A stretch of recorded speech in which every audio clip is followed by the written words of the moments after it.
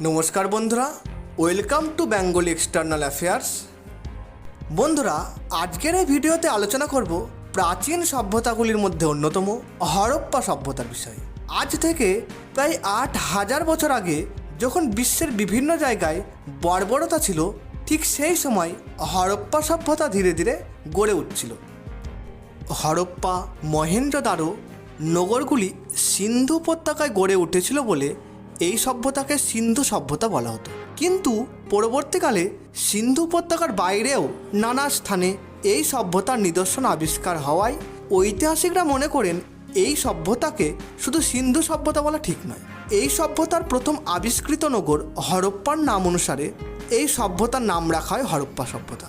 Sir John Marshall সিন্ধু সভ্যতার প্রথম নামকরণ করেন।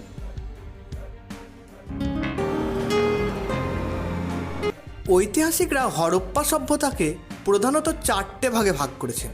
প্রথম, প্রাক হরপ্পা। 3300 খ্রিস্টপূর্বের আগের সময়কে প্রাক হরপ্পার যুগ হিসাবে চিহ্নিত করা হয়।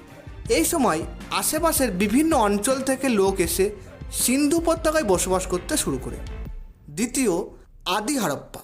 3300 থেকে 2600 খ্রিস্টপূর্বাব্দের সময়কে আদি হরপ্পার যুগ বলা হয়। এই সময় সিন্ধু উপত্যকায় বড় শহর, পরবর্তীকালে টাউন ও আরবান এলাকা ডেভেলপমেন্ট হতে থাকে।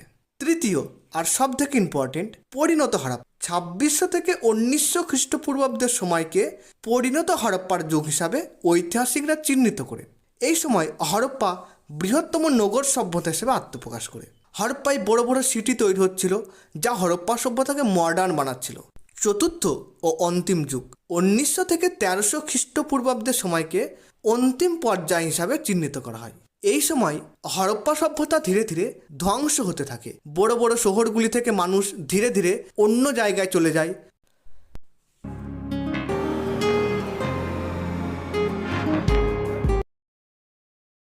1850 সাল নাগাদ আলেকজান্ডার ক্যানিংহাম বর্তমান পাঞ্জাব প্রদেশের শাহিওয়াল জেলায় যান ও তিনি ওই অঞ্চলে খোঁড়াখুড়ি করেন। তখনও হরপ্পা সভ্যতা সম্পর্কে কিছু জানা যায়নি। 1872 সালে তিনি আবারও হরপ্পায় যান। সেখানে তিনি কিছু পাত্র, কয়েকটি সিলমোহর পান। এবারেও তিনি হরপ্পার আসল গুরুত্ব বুঝতে পারেননি। শেষ পর্যন্ত 1920 সালে দয়ারাম সাহানি হরপ্পায় খোঁড়াখুড়ি শুরু করেন এবং 1921 সালে তিনি হরপ্পা কেন্দ্রটি আবিষ্কার করেন। 1922 সালে আর.ডি. ব্যানার্জি মহেঞ্জোদারো কেন্দ্রটি আবিষ্কার করেন। পরবর্তী সময়ে আরও হরপ্পা সভ্যতার কেন্দ্র আবিষ্কার হতে থাকে, যেমন লোথালের খোঁজ করেন রঙ্গনাথ রাও 1954 সালে। কালীবঙ্গানের খনন করেন বি.বি. লাল ও বি.কে. থাপড় 1961 সালে। এছাড়াও সুতকাজেন্দর নামক কেন্দ্রটি আবিষ্কার হয় আর.এল. স্টেইন দ্বারা 1927 সালে।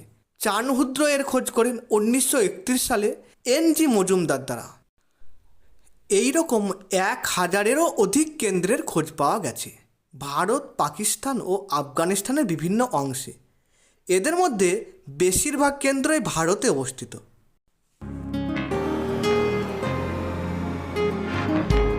সমকালীন সময়ে মিশরীয়, মেসোপটেমিয়া, চৈনিক সভ্যতাগুলির মধ্যে সবচেয়ে বৃহৎ ছিল হরপ্পা সভ্যতা। যদি হরপ্পা সভ্যতার বিস্তার কথা বলা হয়, তাহলে উত্তর দক্ষিণে এই সভ্যতার বিস্তার প্রায় 1400 কিলোমিটার ও পূর্ব পশ্চিমে এই সভ্যতার বিস্তার প্রায় 1600 কিলোমিটার। হরপ্পা সভ্যতার সর্বাধিক উত্তর স্থান জম্মুর কাছাকাছি মান্ডাকে চিহ্নিত করা হয়েছে, যেখান থেকে চিনাব নদী প্রবাহিত হয়। সব থেকে দক্ষিণতম স্থান হিসাবে গোদাবরী নদী অববাহিকার দাইমাবাদকে চিহ্নিত করা হয়েছে। এখান দিয়ে গোদাবরী নদী প্রবাহিত হয়। সব থেকে পূর্ব স্থান হিসাবে উত্তরপ্রদেশের মিরাটের কাছাকাছি আলমগীরপুর নামক স্থানকে চিহ্নিত করা হয়েছে।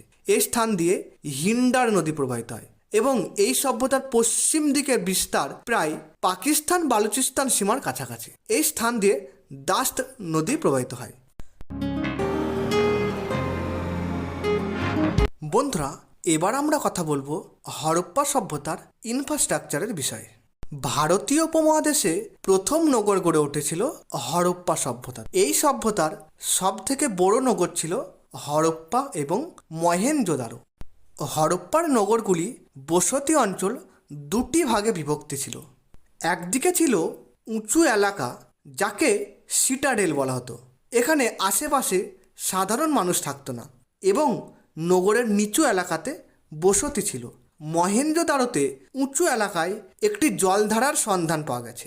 এই জলধারায় উঠা নামার জন্য একটি সিঁড়ি ছিল এবং জলধারাটি তৈরি ছিল পোড়া পাকা ইটের। সম্ভবত এটি স্নান করার জন্য শহরের বিশিষ্ট ব্যক্তিরা ব্যবহার করতেন। এছাড়াও হরপ্পার মানুষ শস্য মজুদ রাখার বিষয়েও বিশেষ গুরুত্ব দিতেন। তাই হরপ্পা এবং মহেঞ্জোদারোতে শস্য মজুদ রাখার জন্য বড় বড় জায়গা ছিল। অর্থাৎ আমরা যেগুলি আজকের দিনে চিন্তা করি সেগুলি আজ থেকে কয়েক হাজার বছর আগে মানুষ তৈরি করেছিল। শুধু তাই নয়, আজকাল বড় বড় শহর যেখানে জল নিকাশের একটা বড় সমস্যা, সেখানে হরপ্পা সভ্যতার নগর জীবনগুলিতে একটা সুসংগঠিত জল নিকাশের ব্যবস্থা লক্ষ্য করা যায়। এগুলি উন্নত নগর জীবনের একটা অন্যতম বৈশিষ্ট্য বহন করে। এছাড়াও নগরগুলিতে শৌচাগার, কুঁয়ো, রান্নাঘর, বড় বড় ইমারত এর সন্ধান পাওয়া গেছে। শহরে যাতায়াতের জন্য উপযোগী রাস্তাও ছিল, যার দ্বারা হরপ্পা সভ্যতাকে একটা উন্নত সভ্যতা হিসাবে চিহ্নিত করা হয়। বন্ধুরা, এবার আমরা দেখব হরপ্পার কারিগরি শিল্প। যে কোনো সভ্যতাকে আধুনিক হতে হলে সেই সভ্যতার শিল্পকে আগে উন্নত হতে হবে, আর সেই দিক দিয়ে হরপ্পা মোটেও পিছিয়ে ছিল না। তার প্রমাণ আমরা পাই কাপড় বোনা, ইট বানানোর মতো শিল্প দেখলে। এখানকার মানুষ তামা, কাঁসা, ব্রোঞ্জের ব্যবহার করে ছুরি, কুঠার ইত্যাদি বানাতো, কিন্তু তারা লোহার ব্যবহার জানতো না। হরপ্পার মানুষরা মৃৎশিল্পের দিকে একটি অন্যতম নজির স্থাপন করেছে। তারা মাটি দিয়ে থালা, বাটি, রান্নার বাসনপত্র বানাতো। এছাড়াও পাথর ও ধাতুর ভাস্কর্যের নমুনাও দেখা গেছে। একটি ব্রোঞ্জের তৈরি মূর্তিও পাওয়া গেছে মহেঞ্জোদারো থেকে। শিল্পের দিক থেকে এটি খুবই গুরুত্বপূর্ণ। এই কারিগরি শিল্পর নিদর্শনগুলি হরপ্পা সভ্যতাকে কারিগরি শিল্পের অন্যতম পর্যায়ে নিয়ে গেছে।